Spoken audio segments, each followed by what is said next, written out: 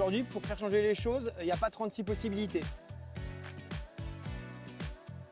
Alors Non-Violence 21, c'est une association qui rassemble 20 organisations non-violentes françaises avec des approches différentes de la non-violence, puisque ça va de l'action non-violente avec Extinction Rebellion, Greenpeace, à la communication non-violente, en passant par l'éducation à la non-violence et l'intervention civile de paix.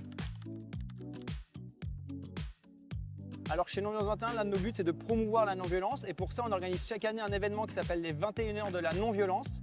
On va rassembler tous nos membres et leur donner une opportunité de présenter par des ateliers, des formations et des stands leur approche de la non-violence. Ça crée une vraie dynamique au sein du réseau non-violent de nos associations et que ça permet non seulement de la présenter au public, mais aussi de tisser des liens et de créer des projets communs entre les associations. Alors la non-violence, notamment au sein de Non-Violence 21 où il y a des approches diverses, ça peut être parfois mal compris par le public qui peut à la fois trouver ça trop agressif ou trop pacifiste. Donc notre vrai défi, c'est de bien faire comprendre la complexité et l'intérêt aujourd'hui de la non-violence. Et donc c'est pour ça qu'on organise des événements, qu'on est présent sur des grandes fêtes comme la fête de l'UMA, qu'on fait des documents pédagogiques pour promouvoir du coup cette non-violence.